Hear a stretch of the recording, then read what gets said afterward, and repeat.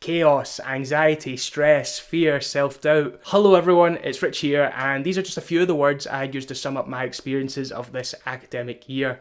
But before you say what a downer or tell me something I don't know and switch off, I'd urge a modicum of restraint because I've learned something during my year in the wilderness which might be useful to the department going forwards. Besides, you can always switch off later if you like, or give me a thumbs down on YouTube if you're that sort. So without further ado, let's get on with it.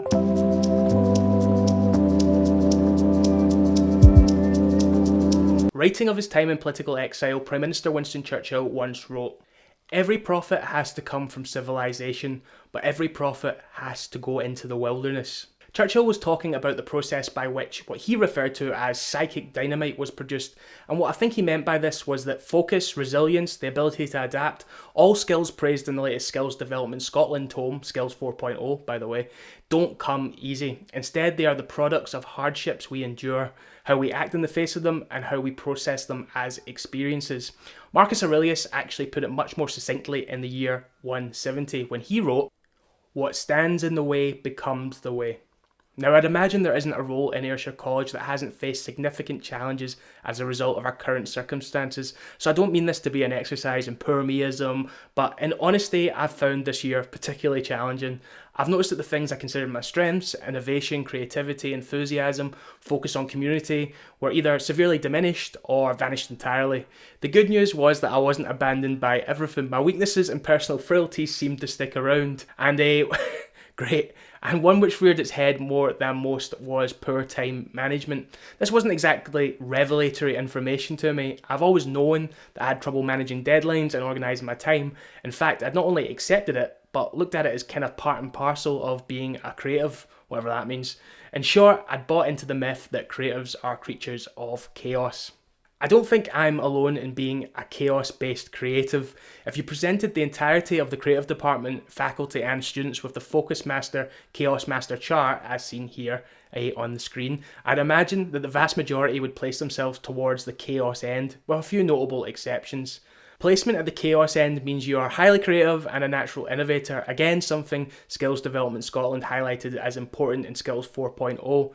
The downside of this area of the chart is that you can sometimes struggle with focus and time management. However, the widely accepted dichotomy of being either creative and disorganised or organised and unimaginative is a misnomer. A focus master can learn to be more creative and a chaos master can get organised. In truth, the act of accepting the dichotomy is what I'd refer to as anti-creative, something Edward de Bono pointed out when he wrote, "Creativity involves breaking out of established patterns in order to look at things in a different way."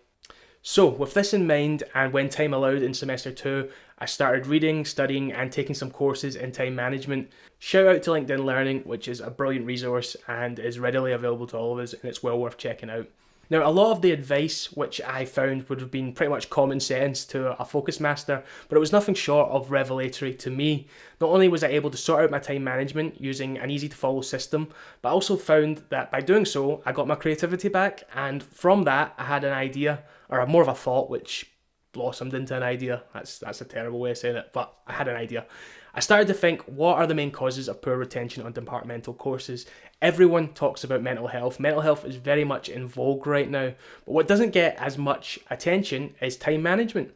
Students' inability to manage their time or organise their tasks not only has an impact on their likelihood of successfully achieving their award, it's a drain on lecturer time and can potentially impact other students, especially when working in group projects.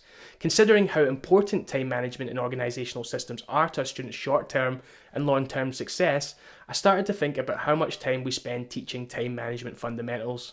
I know we assess it through deadlines, etc., but how much and how long do we spend teaching it?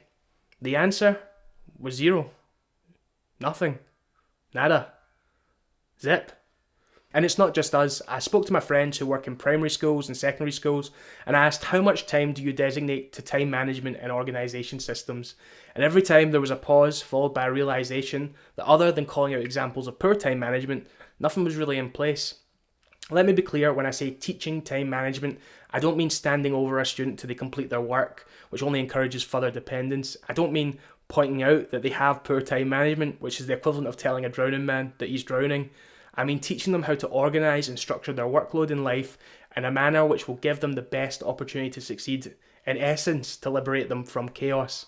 So why am I bringing this up now, and what exactly am I suggesting?